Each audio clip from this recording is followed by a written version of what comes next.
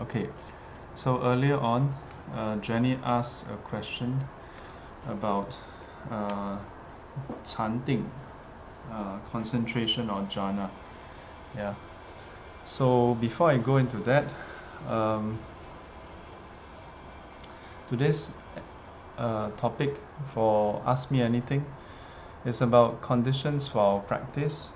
So I'll try to keep the reply within this scope, but feel free to ask other questions if you have. Okay.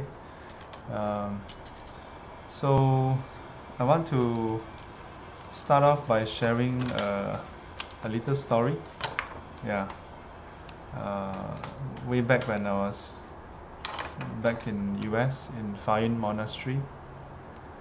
So my senior Dharma brother, 知道法师. So at that point in time, my teacher has already passed away. So on occasion, I will consult him on the Dharma. I will seek his advice. Sometimes I'll complain to him. Yeah. Being one of the few who speaks English, so I was also tasked to attend to general affairs, yeah, to attend to the repair and maintenance of the monastery. So as a result, whenever repair job needs to be done, I need to go and look for the repair vendor and then arrange for timing for the repair. And when they come, I need to attend to them. I need to be there physically. So then it takes me away from my own reading, my own reflection, my own meditation. Yeah. And the funny thing about the repair person is that he oftentimes come on Sunday. Yeah. So Sunday is our one-day practice. So just when I'm about to settle down and have some sitting, then the repair person come. Yeah. So sometimes my senior Dharma brother, 知道法师, he will come to the Dharma hall, the meditation hall, and then he will snap the finger, yeah, to alert me. Sometimes he will snap a bit softer, and when it's a bit softer, I act blur.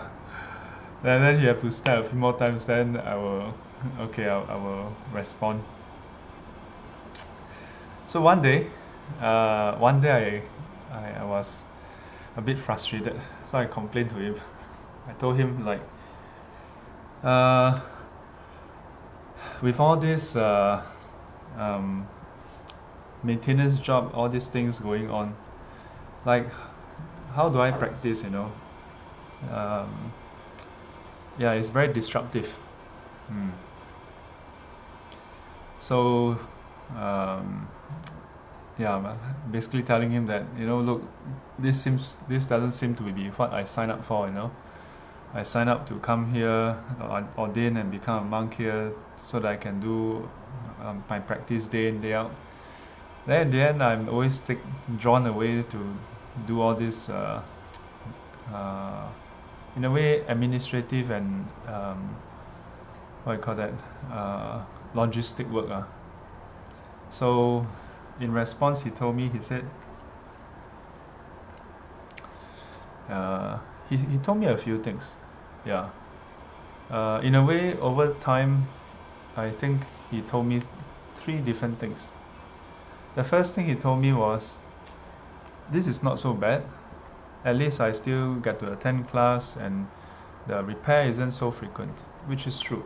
Yeah, in reality, yeah. Then he related how when many years back, when that monastery wasn't built up yet, so whenever there's class, our teacher would actually ask him to go and basically my teacher assigned him to attend to the building of the monastery. Yeah. So construction work itself, to liaise with the construction company to build up the main hall, which is completely new, and the admin block with the dining hall.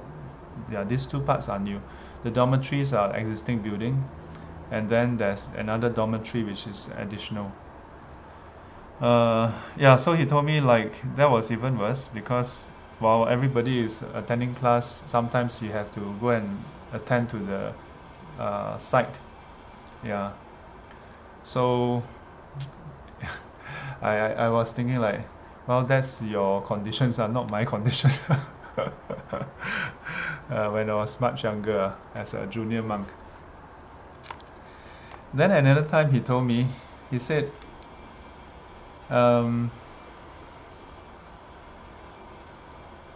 he told me about the nuns in the other campus. So back in US, we have two campuses, one for the monks, one for the nuns, separated by 45 minutes of drive. So they were back in Wadito.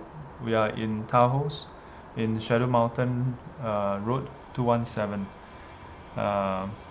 So he told me that while in the nuns campus, they have a lot more nuns. So when you rotate the duties, you may not do, the frequency for the duties may not be so high. But because it's larger, when there are more people, there are more things to be done as well in a way. So he said when he has to go to the nuns campus to attend to certain matters, he observed something. Yeah. When the nuns are on duty, say for example, office duty. So when you're on office duty, you have to man the office phone. Yeah. So when there's a call, you pick it up, and basically you are the call center. Yeah, you are the receptionist, and they will basically pass messages, or they will look for the relevant nuns to answer the call. So he said the way they some of the nuns conduct themselves when they're on office duty is they will sit there at the office table and meditate. They will just go there, sit there and meditate. And when the phone rings, they will exit from meditation, answer the call, attend to it, take messages if needed, go and look for other nuns to answer the call if needed, and then when it's done, they will just resume their sitting. So as a result, if they are on duty for 2 hours, they are just doing their sitting for 2 hours with some intermission. So they make full use of that time. And if they are on driver duty, yeah, so back in the States, we don't really have much of lay support, so we have to do everything ourselves. So sometimes we're on driver duty. So when they are on driver duty, what they do is the duty driver nun would drive the vehicle from the garage, and then go to the main lobby, wait for the respective duty personnel to get in, the duty nuns to get in. So once they get in, she will drive everybody down to the respective locations, and then she will just stay in the truck, in the van, and meditate. And when it's time, she will pick up each of them respectively and then drive back to the nunnery, to our South Campus, and then park the car, check in, and then continue with her practice. Yeah. So when my senior monk told me this, I was speechless. I mean, what can you say to that, right? Yeah, I was quite put to shame in a way, and also very inspired that, yeah, actually it's really up to us, isn't it? To find time, to make time to do our practices. There are so many in-between timing for us to use but oftentimes we waste it away. Yeah. So in conclusion, then he told me, he said, if you wait for the right conditions to practice, you will never practice. Yeah, you will never practice. You must practice now. Yeah, whatever conditions you're in, you must start practicing now. Otherwise, you'll never practice. He said there are some lay disciples who say that they still have kids, or they still have this, they still have that, or they still have work. They will start practicing when they have retired, yeah, or when their kids are grown up. But when their kids are grown up, then sometimes the expenses are there. Then they say, oh, when I retire, then I practice. Then when they retire and they practice, they say they have their grandkids to take care of. When their grandkids are grown up, then they say they are too old, they can't practice. Yeah. So what conditions are required for us to practice? In one of the sutta, the Buddha said, there are those who say that it is too early, so they can't practice. It is too late, they can't practice. So like maybe they wake up too early, then they say they cannot practice. Or maybe they wake up late, so they say they can't practice. Or maybe it's too cold, so they can't practice. Or it's too hot, so they can't practice. Yeah, or they are hungry, so they can't practice. Or they are too full, so they can't practice. Yeah. So if a person have this kind of mindset, waiting for the perfect condition, they'll never practice. Yeah. Such a person, yeah, they haven't put in the right mindset towards practices. Oh. So with that, I want to open up to the rest, yeah, to ask questions about conditions for practice, today's topic. And then I want to now address Jenny's question from the Zoom talk last night. Last night's talk was 离菩萨过江自身难保. Yeah. Oh, and if I may add, last night halfway through, midway, I mentioned about how Chinese Mahayana Buddhists sometimes are quite like critique of other lineages and call other lineages Hinayana, smaller, weaker, and things like that. And I went off a bit far, and then I kind of lost my train of thought. So I want to patch up that part also. So I mentioned about how in the Mahayana Sutra there is such verses, but those verses are in relation to those who are Arahants, those who are Pacceka Buddha, and the Buddhas and Bodhisattvas see that they have potential. Yeah, that they have potential to attain enlightenment, and that's why they use through skillful means, goad them, encourage them, and sometimes to the point of almost like scolding them, telling them off. And I gave the analogy of how parents or teachers, when they see that there's more potential in their students, but merely because maybe of immaturity, maybe because of bad company, maybe because of their laziness, so they don't put in as much effort. So the teacher may then tell off the student. The parents may tell the children saying, you are so lazy, yeah, you can actually study harder, you can achieve better results, you can accomplish more, you can be more knowledgeable, yeah.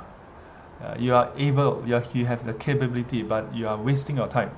Yeah, you are just whiling your time away, wasting your time.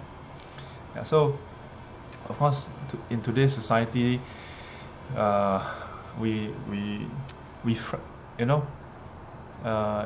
seem to frown on this. Yeah. Oh, if you say this, it will hurt the child's self-esteem. The child will be emotionally scarred. I think it's a lot of nonsense to me. I think sometimes when we are too overly protective to young children, they are so easily scarred, you know. Yeah, that's the irony of it. In our attempt to protect them emotionally, mentally, and so on, we end up making them more fragile. They become, you know, literally the strawberry generation. Yeah. So, why did I bring this up? I brought it up because there was this reference to the analogy, yeah, of paramita, to cross over to the other side. So from this shore of samsaric suffering to the other shore of nibbanic bliss. Yeah. So I was mentioning about the raft, that the raft is that in the Pali Canon, there's only the guy, the simile itself, simile of the raft. Yeah. That simile only describe one person building a raft for himself to cross over. Yeah, so I mentioned the part about the Hinayana in the context that for the Bodhisattva, then you need to also be a vessel for others, not just for yourself.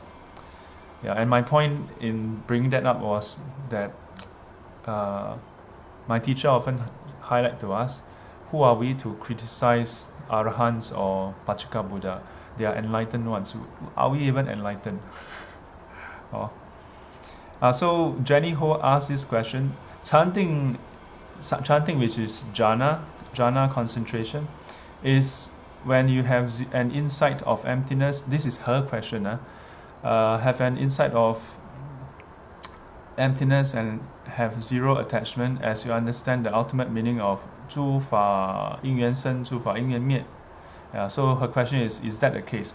The short, simple answer is no. Yeah, jhana, what you describe, the insight is about wisdom. Jhana is about concentration, is about stability of the mind, tranquility of the mind. These are two different factors. Yeah, you practice samatha, the quietening of the mind, to attain jhana, and then you practice vipassana to develop wisdom. So they are two different faculties. I hope this answers the question.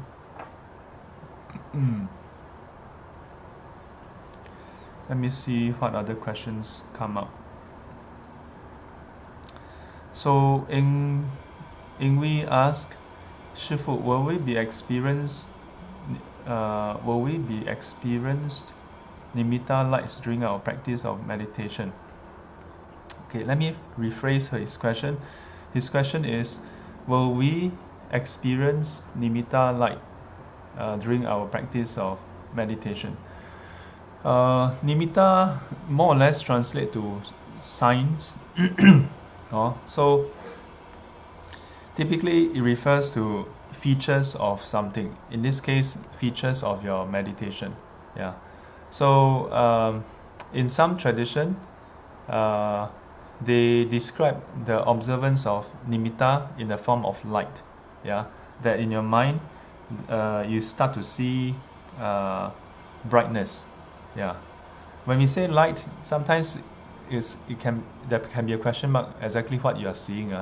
For example, now it's daytime. If you look around, you are seeing light, right? Yeah, it's light that allows us to see things around in daytime. At nighttime, we can also see because of the light from the lamp. So we may not see the lamp, but we can see the light. We may not see the sun, but we can see the daylight, right? Or we can literally see the sun and so see the light directly from the sun.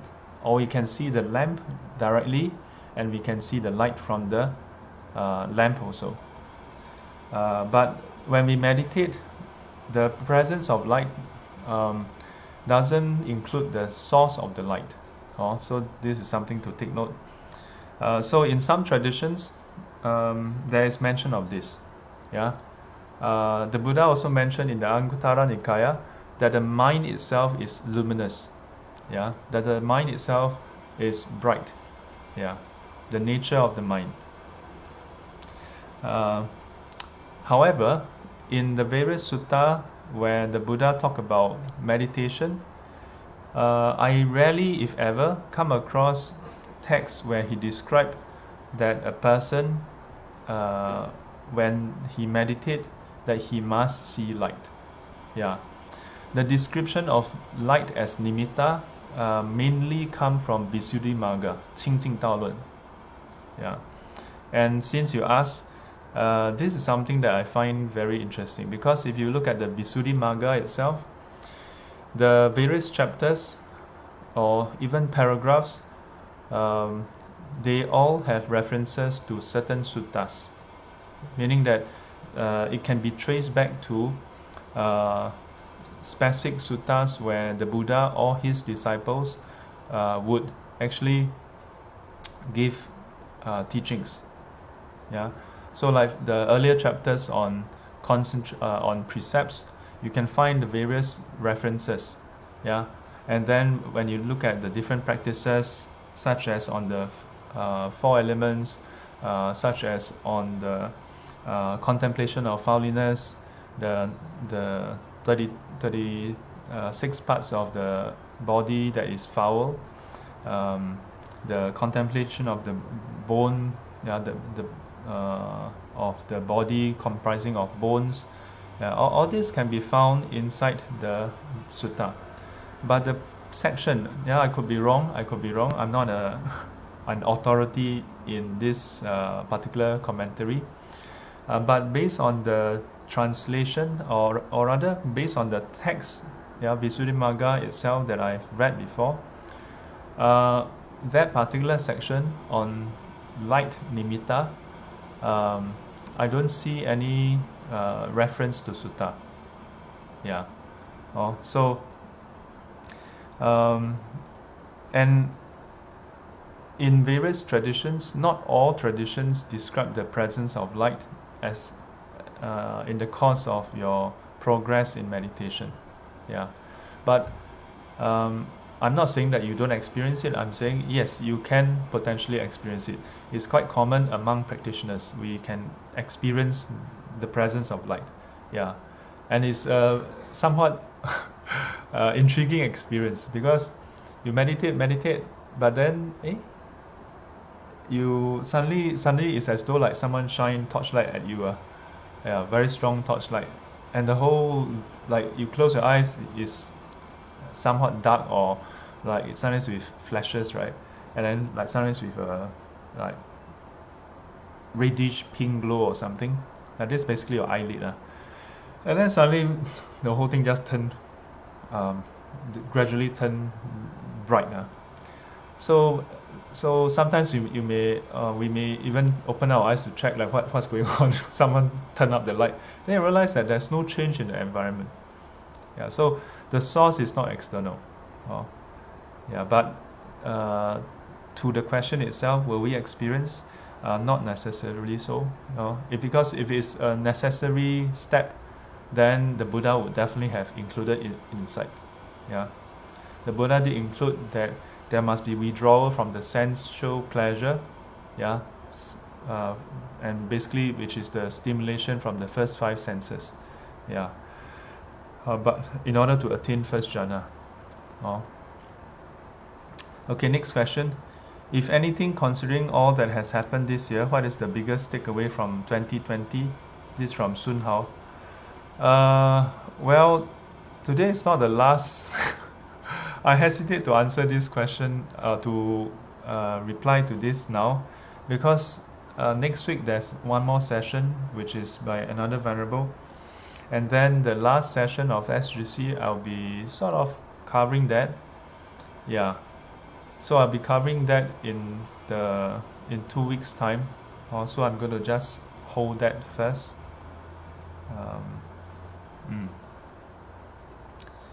And we are done. No more questions. Very good. These are all the questions we have for today. Yeah, we still have 15 minutes to go. So what should we do now? Shall we meditate some more?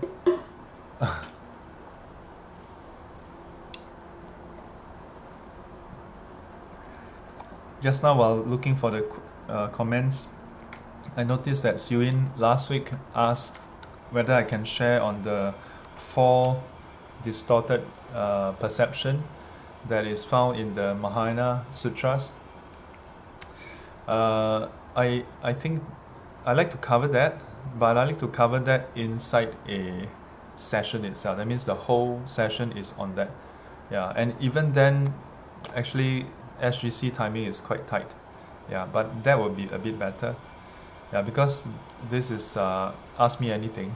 So the topics I would reply to, or the questions, that itself is quite massive. Any more questions? Questions on the conditions for practices? Today, everybody have no questions for conditions. Yeah, in fact, all the questions are not really on the conditions.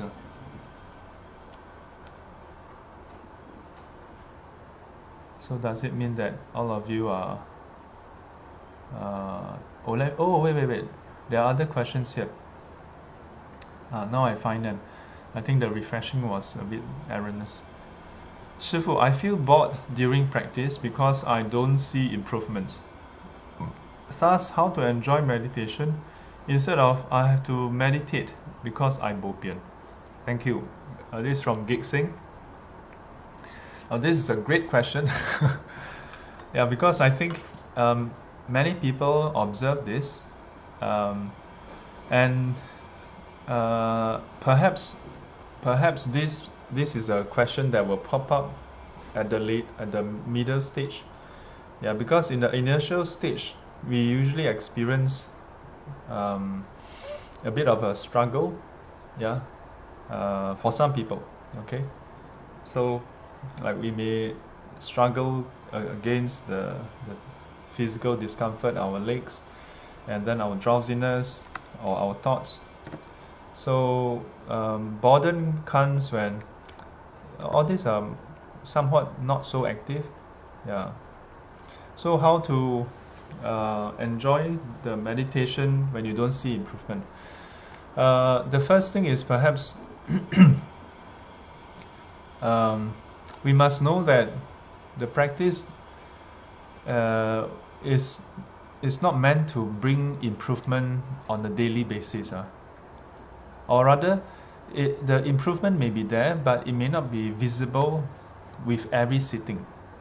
Yeah, I'm assuming that most of us, maybe I don't know about Gek Sing, but I think most people may do 1 or 2 sitting in a day.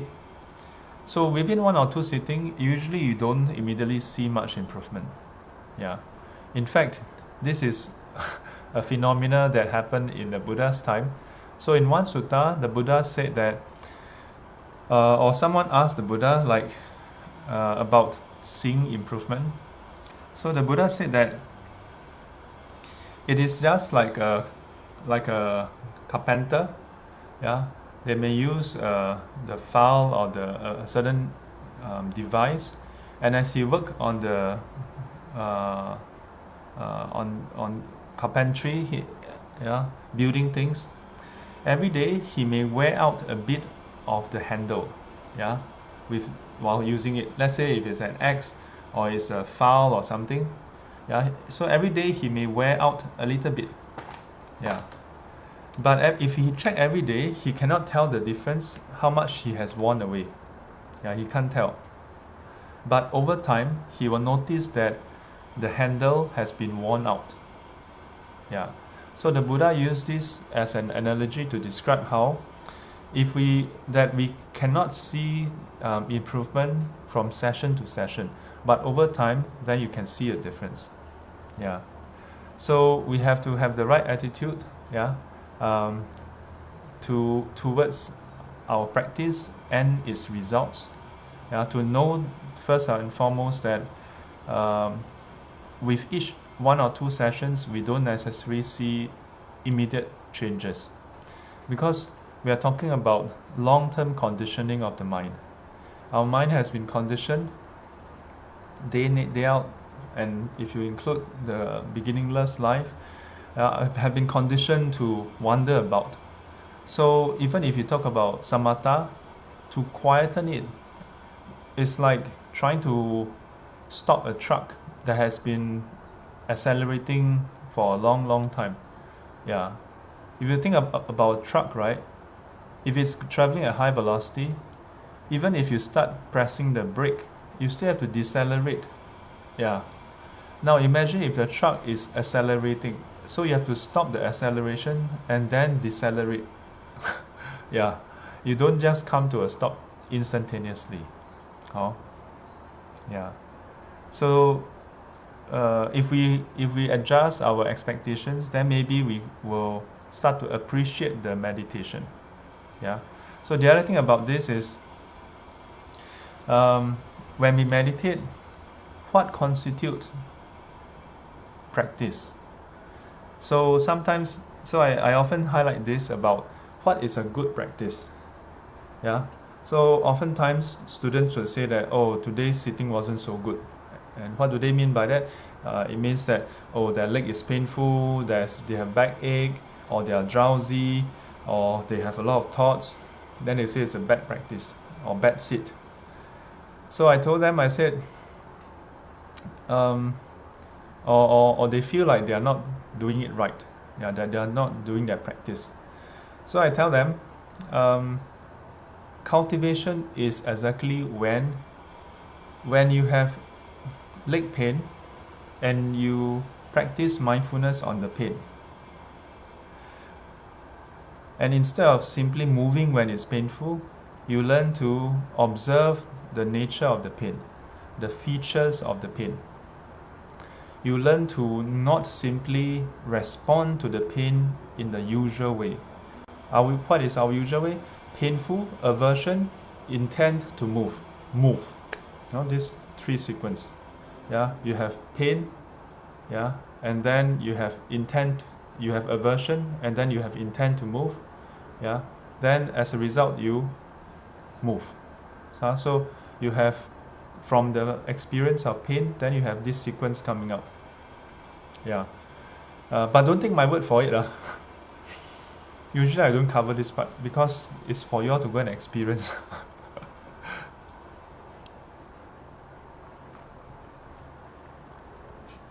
Yeah. Sometimes some teachers may tell you the whole sequence, but I oftentimes refrain from sharing the sequence because it can become a mechanical process where you end up being primed to look out for it. Yeah. So when it's painful and you observe it, yeah, you're aware that there's pain, and you are aware that there's aversion towards the pain, that's good practice. But initially, even as you observe the aversion, you may still have the urge, the inclination, or the intent to move. That's part of the observation. To know that you're currently at this stage. Yeah, and maybe even after observing, you may still move. That's also part of the insight, isn't it? Yeah, to realize that, currently you're at this state. But what does all this mean? This means that you are not able to face up to painful experiences, painful feelings, if you will. Yeah, and if during a sit, a bit of ache in the body, yeah, backache, leg ache, yeah, or a bit of itch can compel you to move, then what are the chances of us, when in our day-to-day life you have a person looking at you and saying hurtful things to you? Can we choose not to move? Very little chance. If while sitting we are not able to relate to the pain in a different way, then what chance do we have? Of course we will have to move. Yeah, whether it's the leg pain or someone saying something hurtful to us, we will move.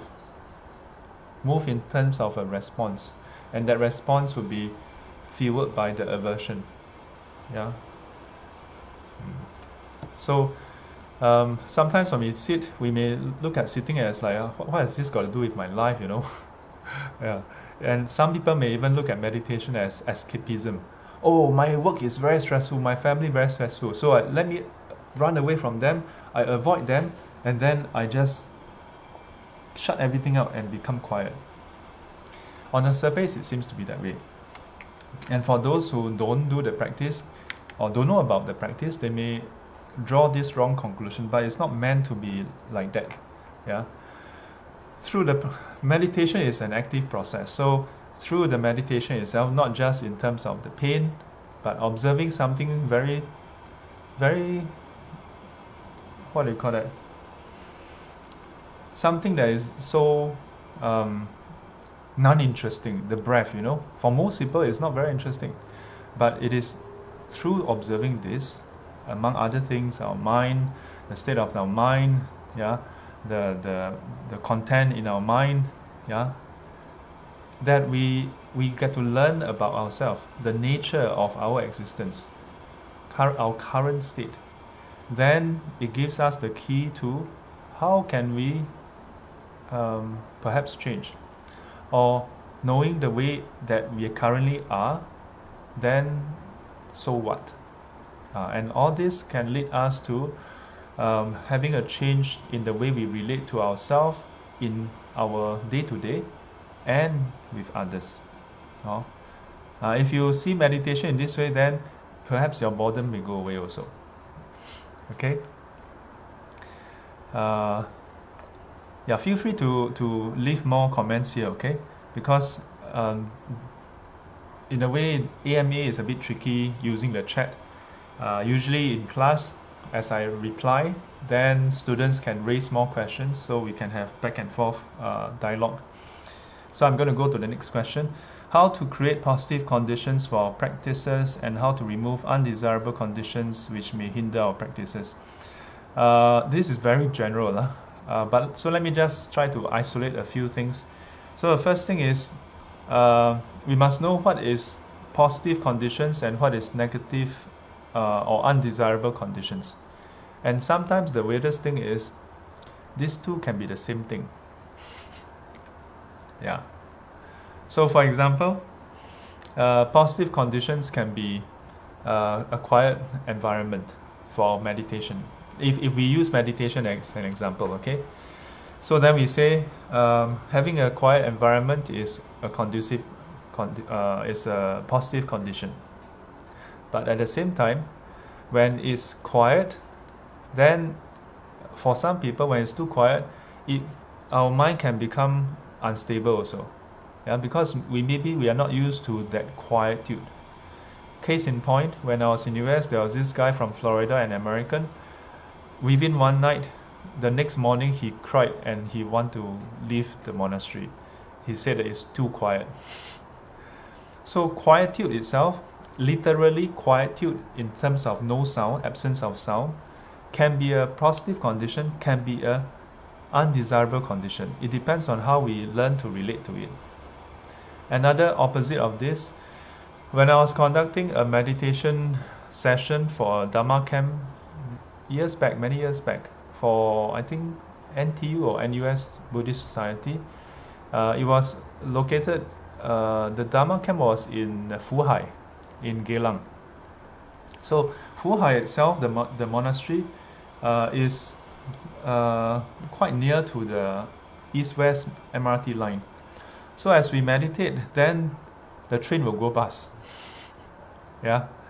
So I think for many people, having that is a disruption. Yeah. So if we don't know how to relate to it, then that can become considered as an undesirable condition. So I share with them, whenever you hear the train rumbling, yeah, then instead of looking at it as noise, don't look at it as noise. Note the arising of sound, because it is by itself just sound. You know, that we call it noise is because we discriminate against it. But instead, if we relate to it as sound, it is one of the phenomena, yeah, that correspond to our ear, So then when sound arises, just be aware of its arising, and as the train go past, you observe how the sound persists, yeah, and then as the train go away, you observe the sound declining and come to an end. Or if you were to observe it even closer, you observe how the sound itself is not one sound, yeah, but a series of sound. So you can observe that. Then from there, your mind also become quiet, yeah, and instead of being disturbed by it, it helps you to develop quietude in your mind. And further, if you observe the sound in this way, then it can lead to insight, arising, maintaining and ceasing of the sound. And this is the nature of phenomena, conditioned phenomena, anicca. Yeah. And within that anicca, you can also observe conditional existence and arising. I'm just using these two as an example of how to create positive conditions. Yeah, how to create positive conditions and how to remove undesirable conditions. Learn to relate to them differently. Yeah. Then all conditions become positive. What else? Let me see. If anything, no more anything new. Okay, Lock John. So question from Alison. Good afternoon, Shifu. Could Shifu explain a bit about the last two factors for stream entry? Careful attention and practice in accordance. How does one practice careful attention? Yeah, so this is about so this is actually part of the four steps, yeah, that can be the supporting factors leading towards stream entry. Stream entry is the first stage, Sotapanna, for enlightenment. Sotapanna, Sakadagami, Anagami, and Arahant. So stream entry has four factors, and these four factors is also described by the Buddha as the factors, the qualities to have in order to develop wisdom. So the first one is 清净善知识. Second is 听闻正法. Third one is 如理作意. And fourth is 法随法行. So in English, 清净善知识, to associate closely with a wholesome friend. Yeah. So in the original term is Kalena Mitra. Sometimes translated as a good friend, good spiritual friend, wholesome spiritual friend. So it's basically someone who knows the path, yeah, that means the practice and the goal of Nibbana, yeah, and has the compassion and ability to teach you. Yeah. So in the sutra, the Buddha described asking the question, who is a wholesome friend? Then the Buddha said, Tathagata. That means the Buddha himself is the wholesome friend. But in today's context, then we may not. It may be a bit tricky to look for the Buddha. The Buddha has passed away into Parinibbana. These days, if you find people who tell you that they are the Buddha, run far away. So, generally speaking, we say the next best thing is a suitable teacher, yeah, a suitable Sangha member who knows the teaching, the practice, knows the goal, and then has the compassion and the ability to teach you. Yeah. So we associate closely with such a person for what purpose? In order to learn from him. Learn from him what? 听闻正法. Learn the right Dharma. Learn the right Dharma. So sometimes maybe where you are, you don't really have a choice, Yeah. Of course, we always have a choice, but we may be limited by other factors. Yeah. People, we read about practitioners in the past, they sell their house, they leave their family in search of a teacher. Yeah. And they may spend 10 years, 20 years, 30 years just to look for one teacher and then spend the rest of their life to practice under that teacher. Nowadays, who wants to do that? Very few. Yeah. Nowadays, people go online, search Buddhism, search Dharma, then listen here, listen halfway, I'm busy, I go and do something else. Then tomorrow, what was that teacher's name? Forget, then search again. Yeah, then listen halfway, oh, this one quite interesting, I like, then subscribe. Then, but after that also busy. Yeah, or listen halfway, go toilet, listen halfway, go and watch other things. So, very inconsistent. Yeah, or we may say that, oh, but maybe I encounter the teacher is good in precepts but don't know how to meditate. Know how to meditate but don't know the so much teachings. Know the teachings but don't know how to explain. Yeah.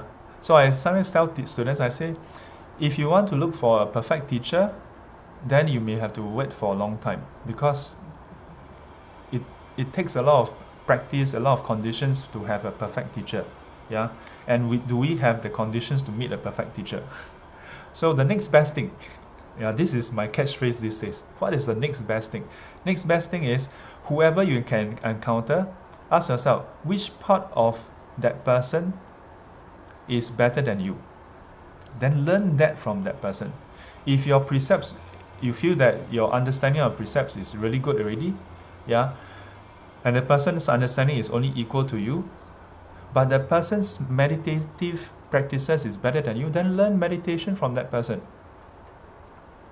Or maybe you are good in meditation, but your understanding of the precepts may not be so good.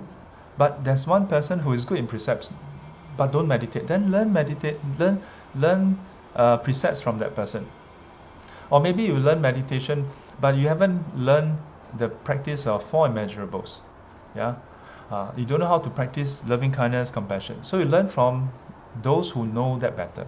Then you can easily find teachers. So after learning the right Dharma, the next, here her question is on the last 2 parts, but I feel that I should give you all the context. The last 2 parts, 如理作意法随法行. So 如理作意, there are 2 different translations to this, or rather 2 different rendering. So in English, it's often rendered as careful attention or right attention. Yeah. But in the Chinese teachings, right, we interpret this line in 2 ways. The first way is attention. That means you attend to things properly. So there are certain things, if you attend to it, it leads to desire, it leads to aversion, it leads to delusion. Yeah. Or sometimes it leads, when you pay attention to certain things, you tend to what? Your mind becomes sluggish and you give rise to drowsiness. Yeah. So if you find that when you attend to certain things, your mind becomes more agitated, it tends towards defilements, then you should refrain from it. Yeah, you should restrain your attention. So whereas for certain things, when you attend to it, it gives rise to wholesome qualities. Yeah. When you see, let's say, when you encounter people who are, let's say, not feeling well, you find that compassion arises. Yeah. Or if you read certain texts that describe certain aspects about this world, then it helps you to give rise to renunciation. Yeah. Give rise to right view and so on. Then you should attend to it. So it has these 2 parts. So this is the attention part. The other interpretation we have is the word 作意 is also interpreted as contemplation.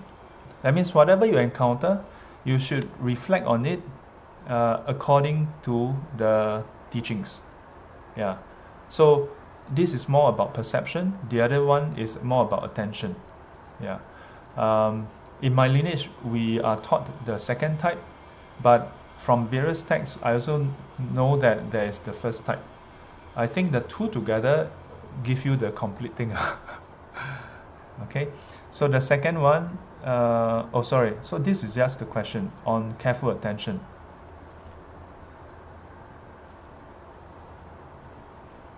Okay, So she also asked about how to practice in accordance. So the practice in accordance, actually there's two parts. Fa Sui Fa Xing. So it's Fa Xing Sui Fa Xing. So so it is basically practice according to Dhamma Vinaya. Yeah. So there are those practices that's directly related to the liberation, and then there are those supporting factors related to liberation. Yeah, in other words, basically practice everything that we have learned and covered, but according to what has been taught, not our own kaki lai, our own method. My phone keep on timing out. Okay. So, actually I don't know how come all of you can get all the comments, but I don't seem to have any of the comments. Yeah, like for example, Lock John helped to copy and paste the questions. But how come I like, where do y'all get all these questions from? Like Alison Go, Lock John posted the comment from Alison Go. So I'm like, am I looking at the wrong page? So Cadell Go asked, I feel bored. Okay, sorry, this is already answered. So how to create positive conditions, also answered. Okay, so does it mean that it's all answered already? Oh, because I didn't see the question, so you all copy and paste for me. So Joseph Tan asked another question. On meditation of pain, I find it challenging if it's meditating on migraine, which I typically have. The pain is different from the pain at other parts of the body parts, since the pain is coming from the head itself. Okay, so a few things to note. This morning, during the 7 a.m. sitting, at the end of it, one student shared that she get migraine or headache when she meditate in the morning, and upon clarification it turned out that she has been having migraine and headache for many years. So it's not related to meditation per se, but I mentioned a few different conditions for the migraine. So let's just zoom into, if you meditate and because of the meditation you start to feel tightness of the forehead, and maybe tightness around the eye, and headache, tension, and tightness in the shoulders and so on, then you may want to consider whether you want to shift the meditation object. So for example, quite commonly, those who experience the headache, their attention tend to be around the nose or upper lip area. So usually we have that experience of tightness because our effort is not regulated. What do I mean by that? So when we meditate, if we don't put in effort, usually we won't experience the headache. Just sit, now tongue, okay, gone. It usually happens for someone who is putting in effort, but a bit too much effort. But we may say, how can there be too much effort? Don't we want to, if we put in effort, we can get concentration, samadhi. Why don't we put in more? Then we can attain samadhi faster. Sometimes it doesn't work that way. Oftentimes it doesn't. Because the state of our mind has a certain momentum. So if you think about it, in our whole day, our typical wakeful hours is between maybe 15 to 16, 17 hours, depending on how long you sleep. So in that 15 to 16 or 17 hours, how many hours do we meditate? Maybe 1 hour, maybe 2 hours. That's a lot for most lay people. Or do you exercise 5 hours, or rather meditate 5 hours? 5 out of 15 is only 1/3. The question is, how many of us meditate 5 hours a day, right? So ignoring our past life, even for this life, then we ask ourselves, when did we start meditating? Now let's just make the best assumption. Assuming that we started meditating the moment we are baby, and every day we meditate 1/3 of our life, of our wakeful life. Okay, so 1/4 of our whole day, 6 hours. Okay, 6 hours sleep, 6 hour meditation, 12 hours wakeful doing other things.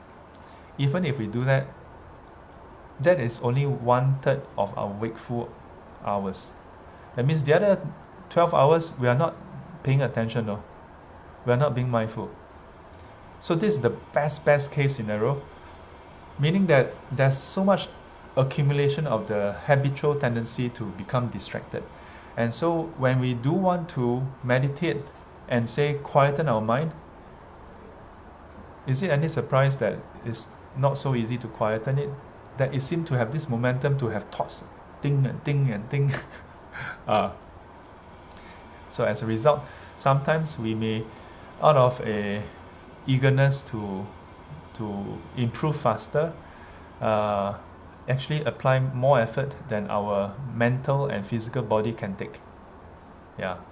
So if that is the case, then either regulating the intensity or shifting the focus to our chest or our diaphragm, our stomach area to observe the breath can help.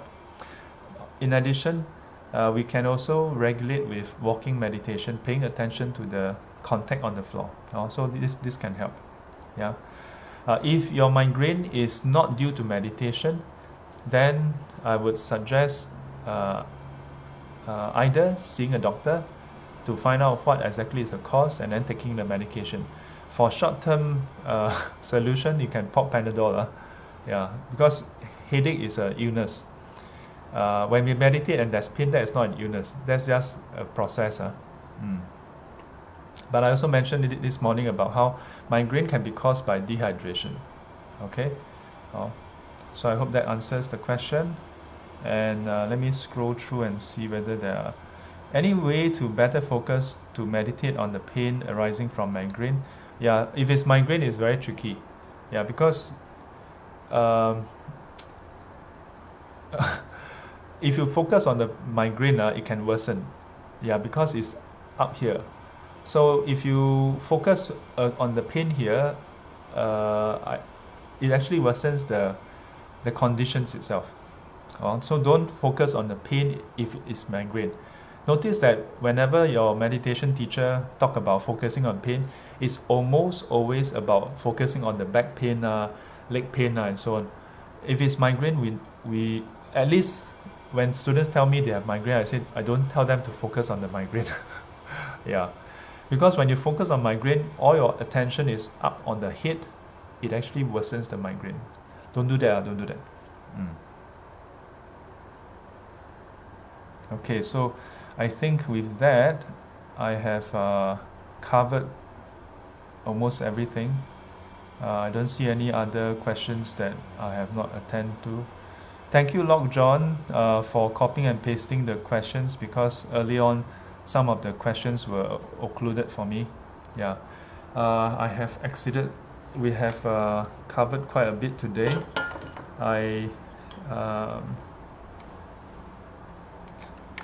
For some of the questions that were posted last week, I think they are more suitable as session topic itself. So keep a lookout for the next AMA. If you have any topic for the Ask Me Anything, that means certain theme, feel free to send it to us using the Facebook page, or you can private message me as well if you like, or you can leave the comments inside this video. Alright, so take care. We will now do dedication. 愿消三障诸烦恼，愿得智慧真明了，普愿罪障悉消除，世世常行菩萨道。阿弥陀佛。起立